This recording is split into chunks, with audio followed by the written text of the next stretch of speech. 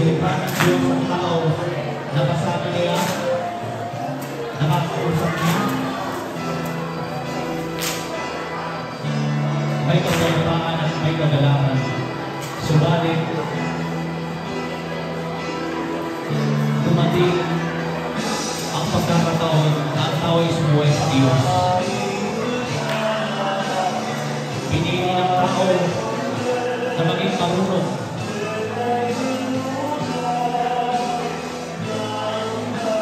Sa pamamagitan niya dahil sa ni Eva, ang tao ay sumuway sa pinagulutas ng Diyos at sumunod kay Satanas na ng kanyang ahas sa tinakilid.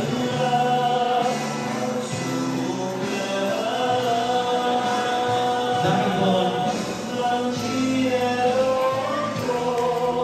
nakita ng tao na marunong mabuti maging marunong.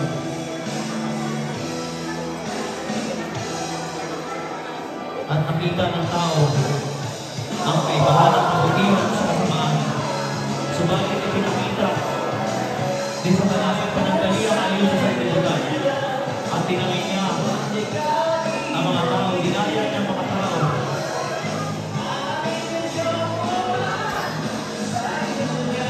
Sa pagsunod sa kanya, sa pagkuhumaling sa panandaliang aliw.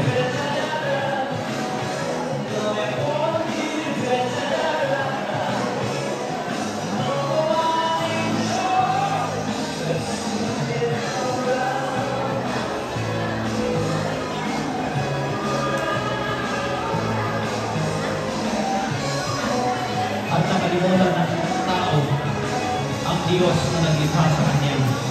At siya ay nagpatangay sa nais ng kaaway, sa nais ni Satanas.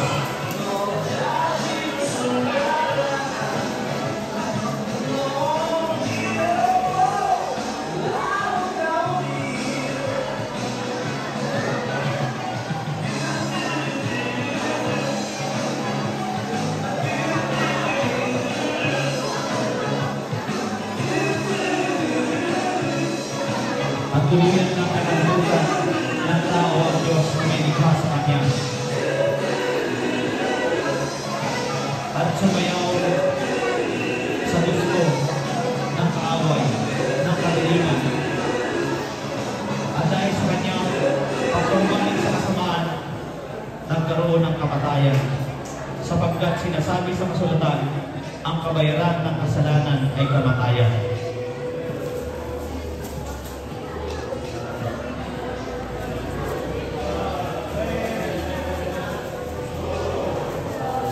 At ang tao nga ay nagpatuloy sa pagsunod sa nais ng kasamaan.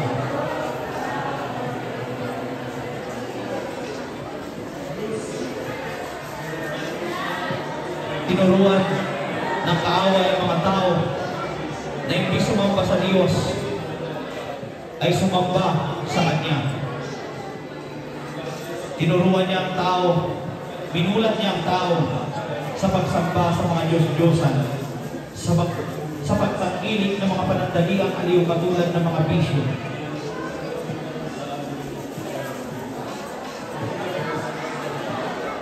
Pinasunod niya ang tao sa nais niya papalayo sa Diyos. Ang mga tao ay namumalik sa pagsamba sa mga Diyos-Diyosan, namumalik sa lahat ng uri ng mga bisyo, alak, sugal, sigarilyo, lahat ng kasamaan, maging ang internet, ang paglalaro ng iba't ibang klase ng laro.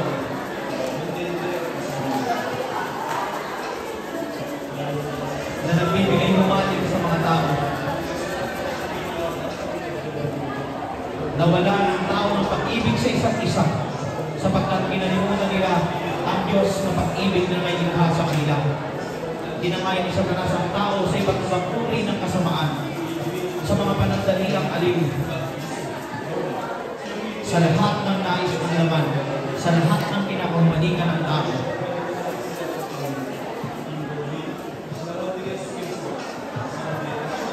Nawala ang tao sa pagsamba sa Diyos.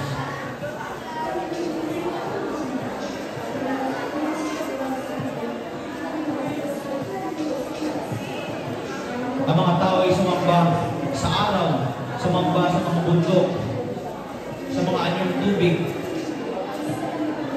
sumamba sa mga kahoy, sa mga ribulto, at sa iba't ibang uri ng Diyos-Diyosan na hanggang ngayon ay kinakamalingan ng mga tao. Na humaling ang tao sa hilig ng kanyang sarili, sa nais ng kanyang mata, sa ikinaliligaya ng kanyang laman. At patuloy siyang sumunod sa naisin ng tao.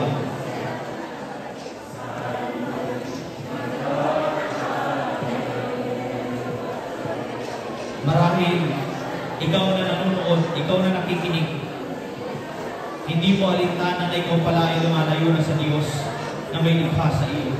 Nais ipakita sa iyo ngayon ang Panginoon ng kanyang pagmamahal.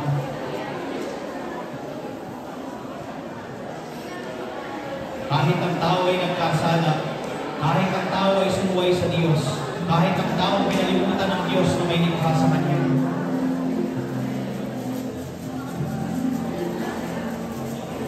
ipinakita ng Diyos ang kanyang pag-ibig. Nakita niya ang kasalanan ng sanlibutan. Nakita niya kung paano ang tao kanyang nilikhain ng pakasama. Nakita niya kung paano ang tao ay patungo sa kamatayang walang hanggan.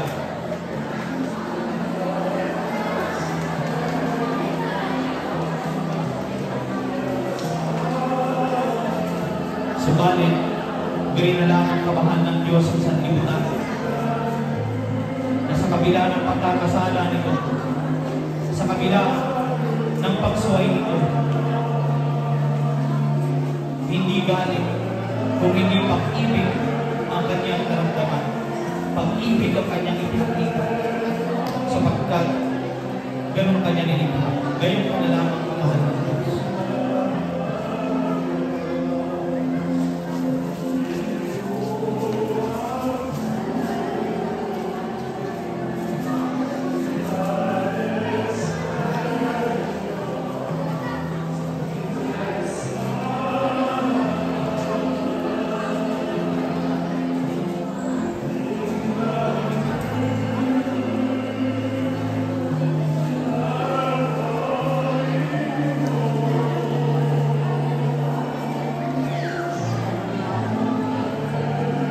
Sinasabi sa kasulatan sa Biblia, ang kabayaran ng kasalanan ay kamatayan. Subalit, ang kaloob ng Diyos ay buhay na walang hanggan sa pamamagitan ng kanyang bugtong na anak ng Diyos Kristo. Dahil gayon pa na lamang kamahal ng Diyos, kaya binigay niya ang kanyang kaisa-isang anak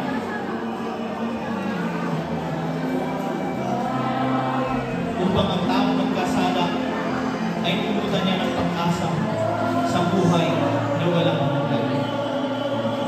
Marahil, ikaw na nakikinig, ikaw na nakikinig, ikaw ngayon ay dumaraan sa mga pagsubok, dumaraan sa pagkakasala, ikaw ay nahihirapan dahil sa mga maling ginagawa mo. Ikaw ay nahihirapan magpatuloy sa buhay na ito dahil sa problema. Sinasabi ko sa iyo, buhay mo ay binayaran ng Diyos sa Kristo sa krus ng Kalbaryo. At gayon na lamang niya kamahal na ibinigay niya ang kanyang bugtong na anak upang bayaran ka. Kaya sa umaga nito, makikita mo ang pag-ibig ng Diyos sa iyo.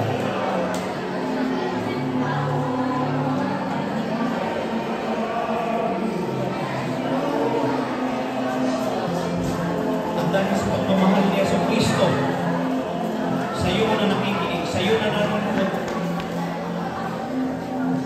siya ay tumaba sa lupa at nagtawang tao. Kahit siya ay Diyos, hindi siya nanatiling kapantay ng Diyos. Sa halip, panandalian niya, hindi kinilos ang kanyang pagka-Diyos at namuhay katulad ng tao upang ipakita ang kanyang pag-ibig, upang ipadama ang kanyang pagmamahal. upang ipangaral ang paghahari ng Diyos, upang gisingin ang mga taong tulog dahil sa kasalanan.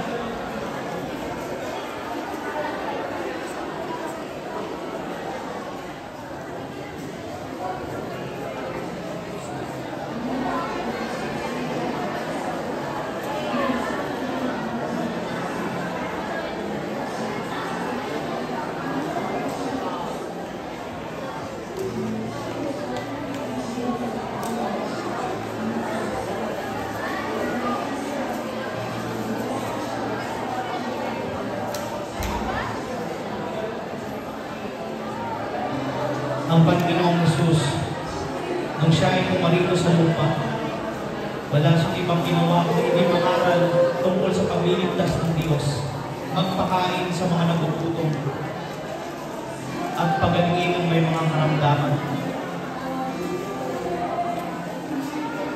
Nilapitan niya ang mga api, nilapitan niya ang mga walang pag-asa, niyakap niya ang mga makasalanan. Kahit ang tao na mga nagkasala, siya pa gumawa ng paraan upang tayo ay lapitan, upang pagalingin sa anumang karamdaman. Kahit ang mga hindi makikita ay kanyang binigyan ng paningin.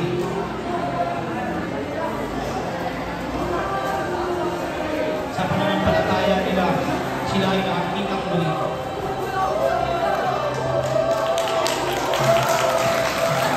Wala ng Diyos ang sigla ng buhay na nawala ng kapayapaan dahil sa kasalanan.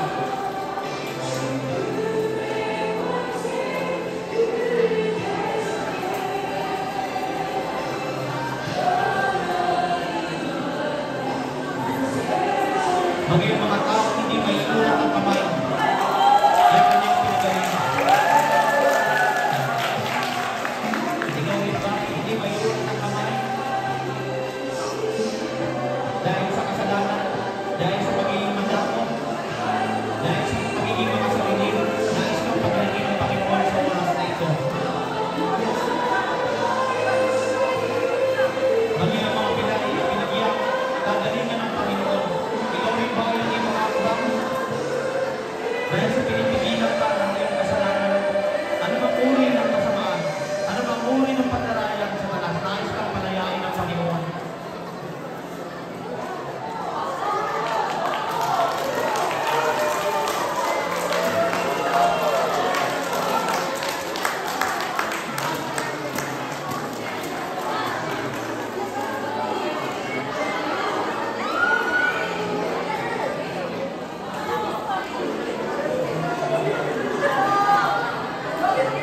Magiging mga tao ayaw ng sanlibutan. Yung mga taong pinandidirihan ay nilapitan ng Panginoon niya at pinagalingan.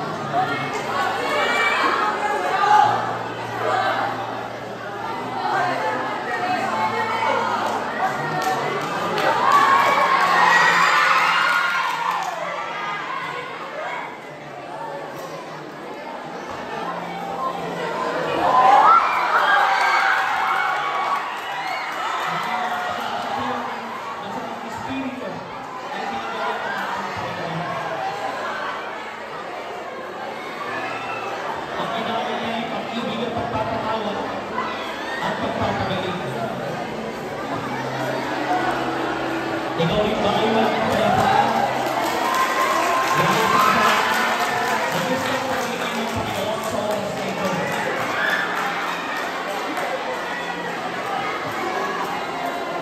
Gayon na lamang ang mahal ng Diyos at ang kanyang pagmamahal ay umabot sa kamatayan. Umabot sa pagpapahirap sa Kanya. Lahat ay Kanyang tinanggap para tayo ay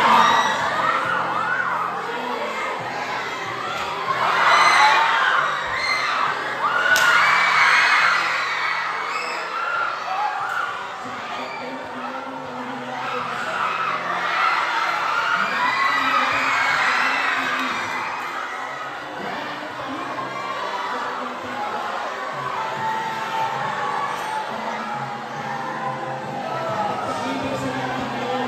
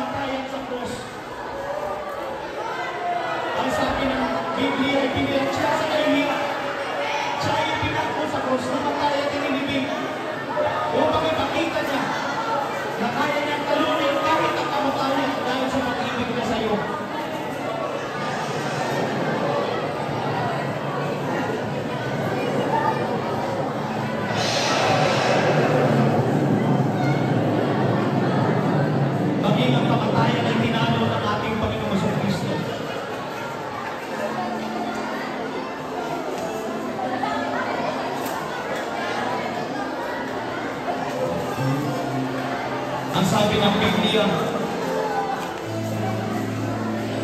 ang ating Panginoon ay pinako sa cross. Subalit bawat hagupit na kanyang tinanggap, bawat sugat na kanyang tinamo, siya naman ang ating paggaling. Siya naman ang pagkakaroon ng pag-asa sa buhay na walang hanggan. Kaya naman, inaantay ka, ikaw na nakikinig, ikaw na nanonood. Ngayon ka na lamang kamahal ng Diyos na ibinigay niya kanyang buktong anak upang mamatay sa cross, upang bayaran ang iyong pagkakasala. Kaya hindi pa huli ang lahat. Kung naguguluhan ka sa buhay nito, kung nawawalan ka ng pag-asa sa buhay nito, sa dami ng problema, lahat ng yan ay binayaran ng ating Panginoon sa cross. Akala mo ba, pumunta sila dito kasi magaling sila magdrama? Hindi. Hindi sila umiiyak dahil sa magaling sila mag-present. Hindi sila umiiyak dahil sa magaling sila magdrama. No. Pumunta sila dito at umiiyak sila dahil sa pag-ibig ng ating Panginoon sa Kristo para sa iyo. Pumunta sila dito para sabihin sa iyo, ikaw na nakikinig, ikaw na nanonood, mahal ka ni Jesus. At ngayon ka na lamang kanyang kamahal na ibinigay niya kanyang buhay sa cross. At ang sino magsasampalataya sa kanya ay magkakaroon ng pag-asa sa buhay na walang hanggan. Sapagkat maging ang kamatayan, maging ang impyerno ay tinalo ng ating Panginoon sa Kristo para sa iyo.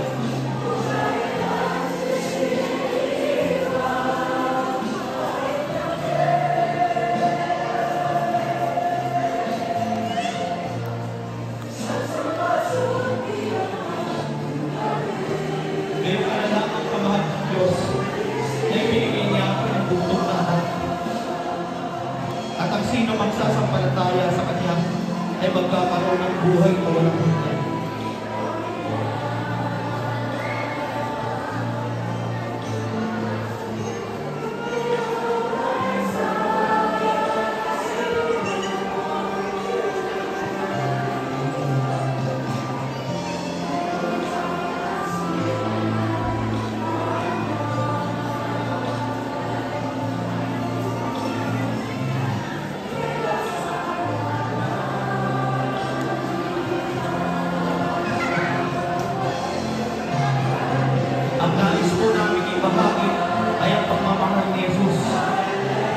Hindi po kami naka-after sa relihiyon o ano pa mang paniniwala.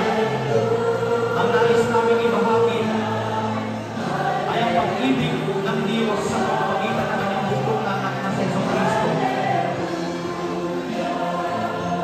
At dahil sa pag-ibig niya sa iyo, ang kanyang pag-ibig ay hindi nagtatapos sa kamatayan.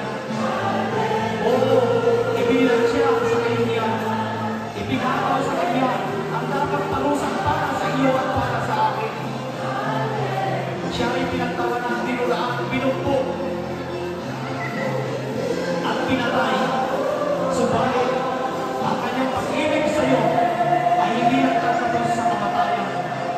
Ang sabi sa kasulatan, sa ikatlong araw ay muli siyang nabuhay. Bagaman nanawag siya sa impyerno, sa ikatlong araw ay muli siyang nabuhay. Dahil sa pagmamahal niya sa iyo.